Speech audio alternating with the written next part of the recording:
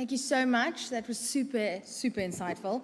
Let us turn our attention to the topic of consolidation and exits in Africa, creating a sustainable platform as the market rises. Tamir Khan will be facilitating this panel. Our panelists can make their way to the stage.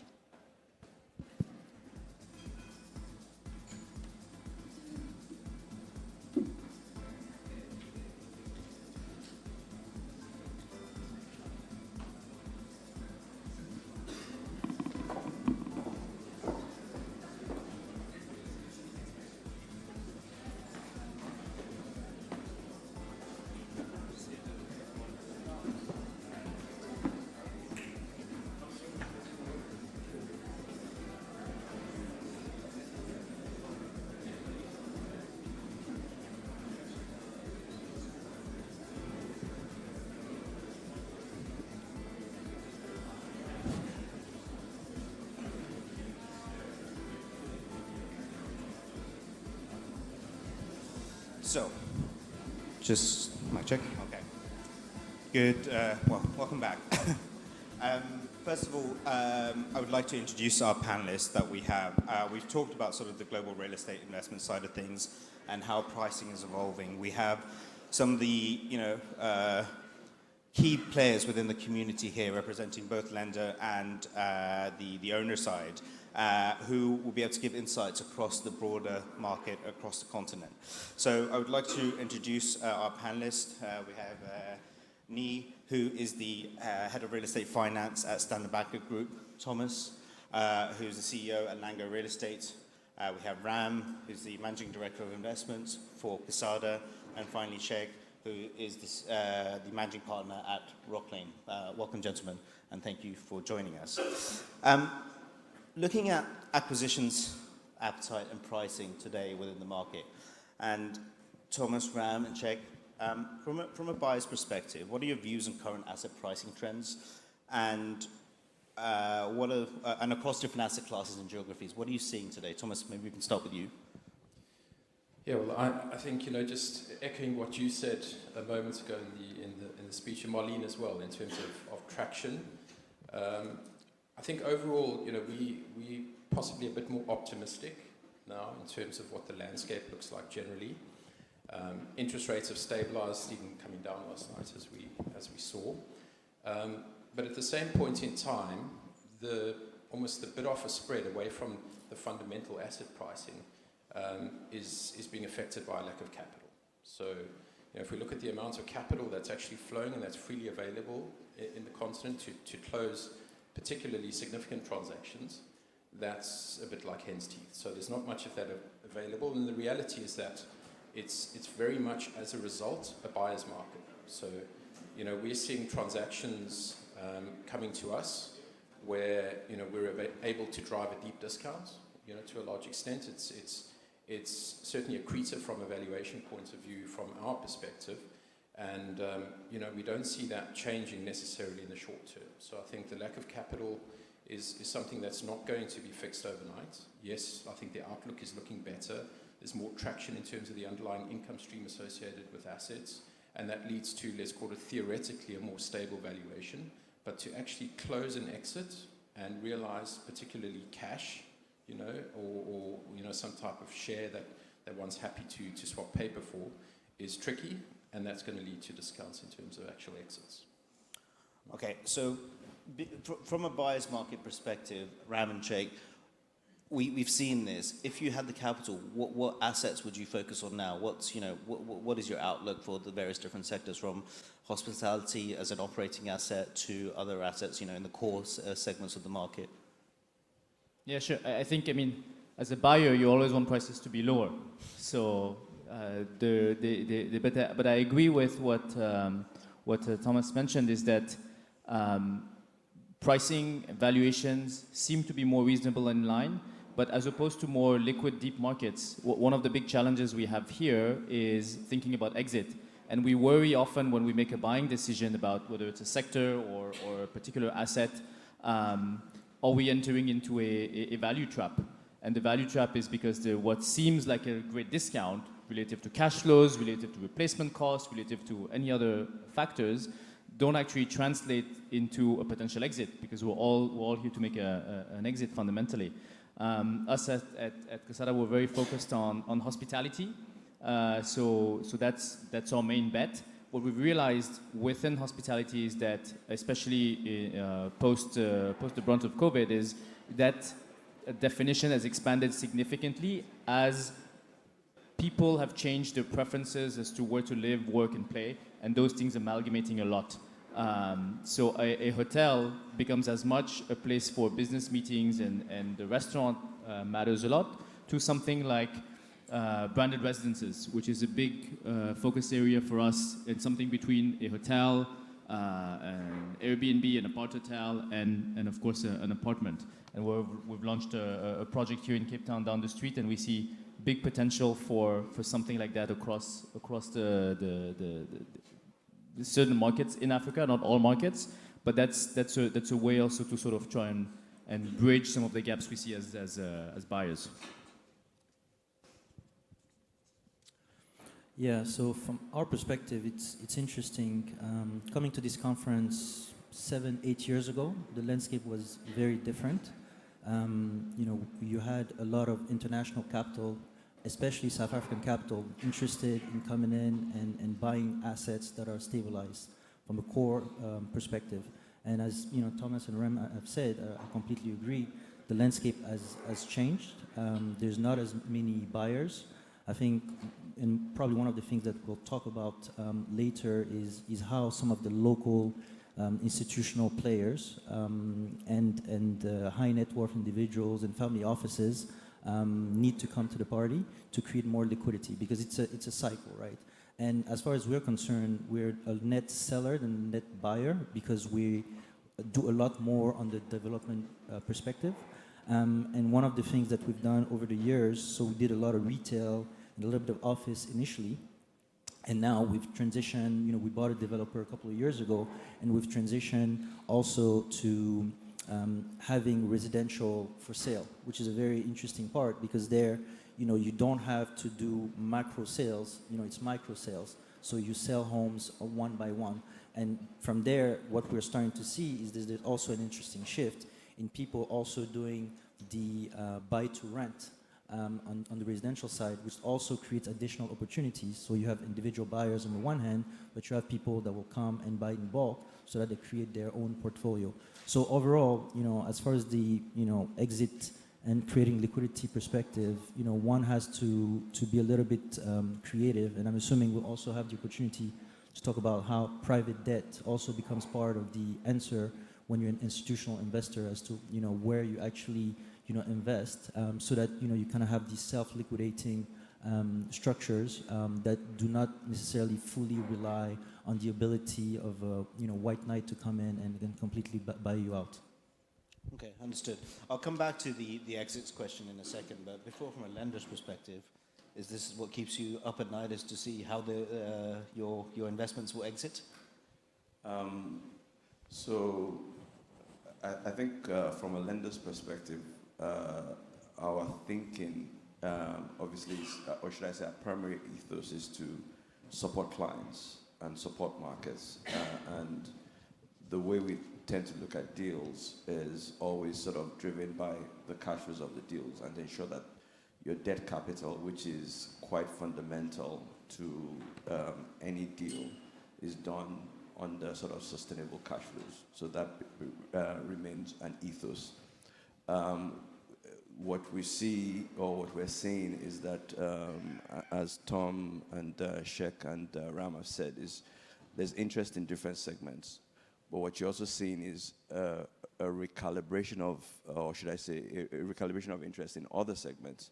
So one of the things you're seeing as well is alternatives, and you're seeing sort of the multinationals having an opportunity sort of to build out on their own sort of infrastructure, and create an opportunities for aggregators like Lango and any other sort of participant in that market. I think there was an announcement recently about MTN sort of partnering with international hyperscalers to build data centers across the continent, and you see other sort of telecoms do that. So you're seeing those entities sort of migrate and creating new opportunities in the sector. From our perspective, is to sort of support those initiatives, provide financing on the basis of cash flow, and ensure that there's sustainability in the structure. With that, the cycle gets complete. Exits become perhaps easier. The other theme that we see is that there's increasing sort of participation of domestic capital. The capital sources are there, the liquidity is there. It's just an understanding of the sector and how to dimension the sector and harness the value that is there. And that's where perhaps the opportunities that Tom mentioned around sort of valuation, which gives any sort of capital provider an upside that they can capitalize on. Thanks. I'll stop there. No. Okay. There's quite a lot of money being raised, and those cash flows are important. Is there anything else that, if you were sitting there as a capital allocator, that would entice you to come into the market today? What else needs to be done? Well, I think if we look at we're busy with a large capital raise right now, right? So we've embarked on a $300 million equity raise at this point in time. If we look at the source of that capital and what they're finding attractive, I think first of all, our ability to market ourselves competitively and entice a money manager in New York, Singapore, London is very difficult. So we're competing against the fact that they could just simply go out and buy a bond that's going to at least perform or even outperform what we can deliver. So what's the opportunity really? It's to go to local money. So it's, if we look at the savings industry across the continent, where perhaps to some extent they don't necessarily see the full extent of what someone sitting in New York or London would see from an investment universe perspective. We're perhaps playing in their backyard. Obviously, we're a bit more relevant, a bit more close, and I think they feel more part of the story. So I think there's a real opportunity there, and they like to do that. The other thing is impact, right? So if we look at the impact capital sort of universe, that pot is getting bigger, and I think to the extent that the participants in our asset class position themselves appropriately to maximize, green buildings, sustainable debt financing frameworks, and the like. We've seen from our experience that positions you appropriately to attract capital. So it's really about, from our perspective, yes, we're targeting, all the big names globally in terms of our raise, and I think we're one of the few that's perhaps got to that scale where we can actually, tap into those markets. We're big enough and we're perhaps relevant enough, but the real traction is the local savings industry and its impact. And those impact funds are increasingly important as well. And I think that's certainly so. What's been the feedback from those internationals? It's difficult. I mean, so to look at actually raising capital in the market is not a quick process, not an easy process. And if anything, the fact that rates have been higher for longer has made it difficult for us to raise capital. It's impacted valuations, and it's increased the return that money managers can get through other products. So we need to compete against that. So dropping rates last night for us is actually a good thing. It's a good thing in terms of debt, but it also means that the proxies in terms of other products is getting more expensive for them. So that's good. Historically, I think if we look at targeting, for every 10 names that you get out to, maybe one will put their hand up. So and I think we're sort of seeing that ratio ring true, perhaps even slightly more difficult than that. So for every 100, maybe 5 would say, 5, 6, 7, that's our experience, would sort of put their hands up and say, yeah, we're up for that. So it's a tough market. And I think it's becoming increasingly more sophisticated. I think our ability to raise capital 10 years ago and our ability to raise capital now, the extent to which they're looking under the hood is far more detailed. Your shop really needs to be in order. Yeah. I guess the cost of financing does not help with that compared to 10 years ago. Yeah. You talked about the development side, and Ram and Czech, I'll invite you into this as well. In the development market, what's really appealing to you today? How do you sort of get resilience in those particular assets? Looking at sustainability, what sectors are particularly of interest from both an institutional perspective, and Czech, you mentioned about the retail investor at the end as well. So on the development side, if we're very honest, very little is actually attractive on the continent. It is, and I think this has been a theme throughout probably the entire history of API, but developing on the continent is extremely challenging. You have every single thing that can go wrong probably goes wrong at some point or the other, and I think you have some research that I've seen over the years. If an average development takes 3 years in North America, Europe, it takes 7 to 10 years, and sometimes longer in some of the markets. So the bar for development is very high, and where we look at development is in markets, locations that we deem are irreplaceable, and where we cannot backward solve an existing envelope, an existing asset into something that the community and the market wants. And the challenge today is quite simply that I think the opportunity for development is that a lot of the assets that have been built even 5-10 years ago don't respond to the market needs anymore. So having said what I said in the first part of my statement, I think there is opportunities for development, but you have to keep your eyes wide open as to all the challenges that we see, and most importantly, you do it for products that are very unique and differentiated. So, for example, we are building a project here in Cape Town, which is a redevelopment, but effectively we're doing everything from scratch of a greenfield into a hotel, residences, and commercial property. So that building is going to be a full live-work play.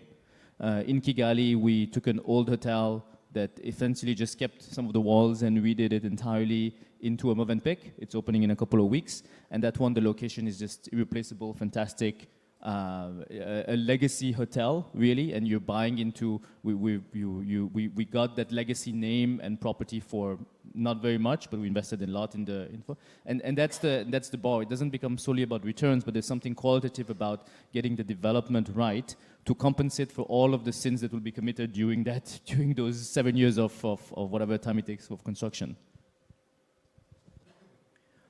Yeah, so development is hard. It's tough, right? But at the same time, I think that's part of the opportunity if you're able to organize yourself to be able to tackle these challenges. And in order for you to do that, at least in our perspective, you need focus and scale, right? So, the story of being a Pan-African developer and being able to develop everything everywhere, I think is impossible and doesn't work. In our particular case, we have our areas of focus, and because we've gotten to scale in our market, it allows us to better kind of structure our teams, better understand the risks, and be able to deliver a better project. So I think that's the first thing. There is a formula for development to work. I think the second thing, and the markets have evolved, and over the years, the urbanization has taken a new turn. These cities are evolving, and what was true 10 years ago and what worked 10 years ago doesn't work anymore. These cities are very dense. You have a lot of traffic. You have, this so-called rise of the middle class, but really, we think of it as the consuming class, right? It's a floating class that, depending on where the market is, has different levels of income. So consumers are very, very specific on where they want to spend the money they have, and that translates to real estate, where they want to put their office, where they want to shop, where they want to live, etc. So there's something around product and market fit, right? Nowadays, you really have to think hard. Our bias nowadays is to think about more mixed-use type development, not necessarily these huge, standalone office buildings or retail complexes, etc., is being able to create nodes within communities. And when you're able to create a node within a community with the right mix, there's a number of projects that we're working on. Even with Casada, we're working on a project in Côte d'Ivoire where, we have a hotel, a shopping center, some office, a sports complex, etc. So all of these nodes within these communities, when they're done at human size, I think are a nice little fit because it allows people to kind of work, live, play in the area. And then, how you position it luxury versus entry level, etc. You just have to make sure that you get that right. Otherwise, afterwards, you can be out of place and basically have trouble with your lenders. Yeah, so the fundamentals are much deeper than they were previously, and it's interesting that our research supports this as well. Those mixed-use assets, the stabilization can be a lot quicker, and we actually just did a piece on obsolescence where refurbishing, repositioning those particular assets is cheaper, but it's hard to do. So it's interesting to see that's already playing out. Something we're expecting on a global basis is playing out here today. From an investor side, I'm sure if someone says, we're focusing on purely stabilization and, looking at the depth of fundamentals, that's music to your ears, or? So, from a development standpoint, that's something that is still within our appetite. We've been fortunate to be part of the growth of the sector of developments in the continent. So the capabilities kind of is quite embedded in terms of what we do from a risk point of view.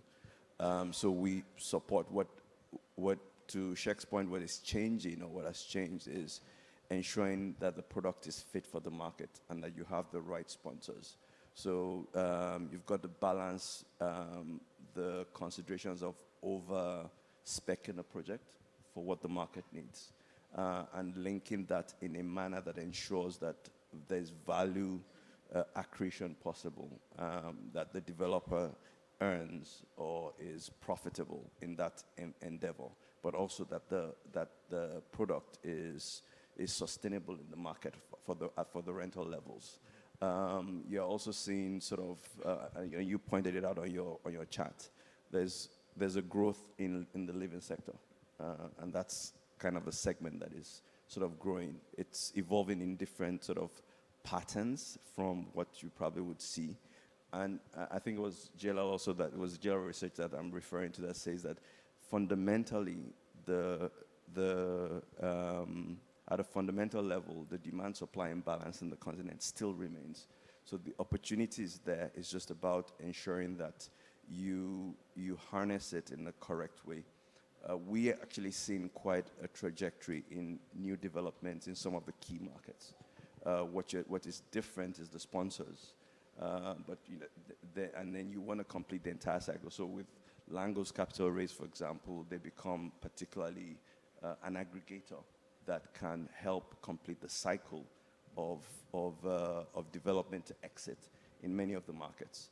What has to happen, it has to happen in a sustainable way, and we're seeing more of that because everybody's a bit more thoughtful about how you approach the projects. Mm-hmm.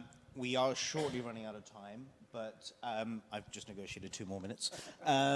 Really quickly want to discuss the fundamentals changing, how the structure of these funds is changing, how you're distributing them and those structures, and also ESG, financing from a perspective of, you said that's important, that resilience aspect. So Thomas and Sheikh, from a structure side, and then from a ESG financing and green bonds and so on.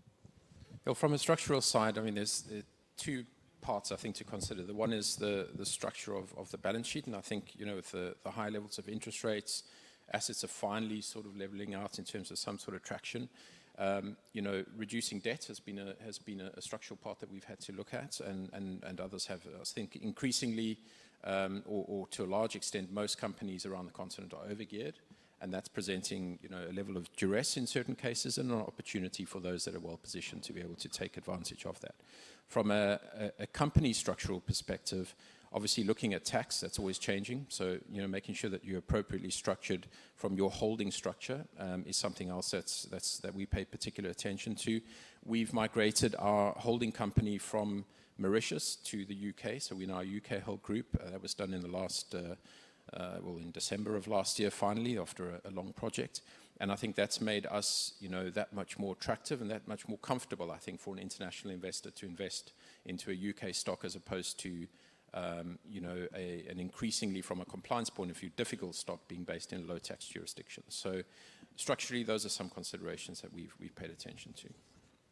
I think you've been one of the key proponents, Sheikh, in the ESG space. Can you just give us insights into how important that is in today's market? Sure. again, when we came to this conference 7, 8 years ago, when you're talking about ESG and green buildings, etc., it was seen as innovative and cool and forward-looking. I think today it's more of a necessity, and I'm sure Ni will be able to attest. What we're seeing with a number of lenders now is, if your buildings that what you're developing or buying doesn't have a green component, you don't even qualify, to start the conversation. So, the ESG component, I think, is here. It's here to stay. And really, at the end of the day, when, especially from a green building perspective, when your building is green, it means that actually you're going to achieve greater operational efficiencies. So I think that's the first thing. It's a necessity, and it's what actually gets you in the room with certain type of investor and capital providers. The second thing, I think, from a social perspective, you, at least that's what we're saying, you have to integrate yourself in your communities. So the social component of how your product fits in the market and how you engage with the rest of the community is important. You can't be kind of a standalone entity and not engage. And the last bit, I think, so we issued a green bond 4 years ago. It was the first one that was issued in the region of West Africa, where we issued it on the back of a green building shopping center that we built, and we're actually very surprised at how interested the market was, and we were actually able to place the full green bond locally, not a single international investors. It was only bought by local investors. So I think the appetite is there. I think it's for developer to kind of, and investors to structure these products and make them attractive for people to come into it. Very interesting. Sadly, we are out of time, and I think I'm in trouble. I want to thank you all so much. We have a lot of questions we could continue asking, but please, if you could give it up for our panelists for their time and for their insights. Thank you all.